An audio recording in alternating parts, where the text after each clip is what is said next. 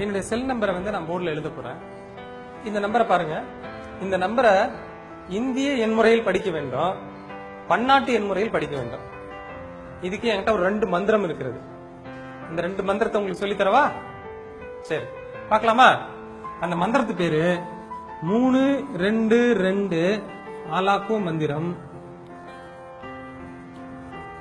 333 ஆமிபி மந்திரம். இந்த 322 ஆலாக்கோ மந்திரம் தான் இந்திய எண்முறை.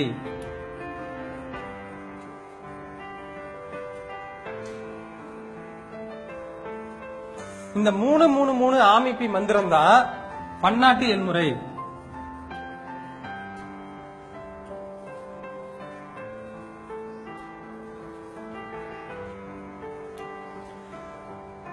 இந்த இந்திய எண்முறையில எவ்வாறு இந்த எண்ணை படிக்க வேண்டும் அப்படின்றதுதான் இந்த மந்திரம் குறிப்பிடுகிறது. 322க்கு விளக்கம் பாருங்க. ஃபர்ஸ்ட் 1 2 3 3 ஸ்தானம் கழிச்சு ஒரு கமா வைக்க வேண்டும். ஆச்சா? இப்ப அடுத்து எத்தனை ஸ்தானம் வச்சு கமா வைக்க வேண்டும்? 2. 1 2 கமா வச்சாச்சு. மறுபடியும் எத்தனை ஸ்தானம் கழிச்சு கமா வைக்க வேண்டும்? 2. 1 2 வச்சாச்சு. வச்சுட்டு இங்க என்ன போட்டிருக்க? ஆலாக்கோ. அப்ப இந்த ஃபர்ஸ்ட் 100 வரைக்கும் இருக்கக்கூடிய டிஜிட் நமக்கு படிக்க தெரியும். அதுக்கு அந்தாண்ட இருக்கக்கூடியதுல ஒரு ஆ, ஒரு லா, ஒரு கோ, முடிஞ்சு போச்சு. படிக்கலாமா? 860 கோடியே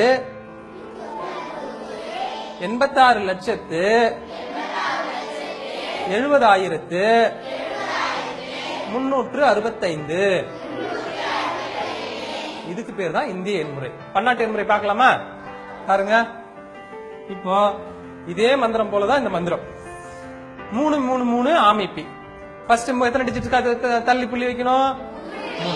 1 2 3 ஒரு கமா, 1 2 3 ஒரு கமா, 1 2 3 ஒரு கமா. ஃபர்ஸ்ட் 100 வரைக்கும் நமக்கு படிக்க தெரியும். அதுக்கு பக்கத்துல என்ன போடணும்? இந்த இடத்துல ஆ 1000. இந்த இடத்துல மீனா என்னது? மில்லியன். என்னது? மில்லியன். இதுக்கு என்ன என்னது? பில்லியன். அப்போ எத்தனை பில்லியன்? 8 billion, 608 million, 670 1000, 365. அவ்வளவுதான்.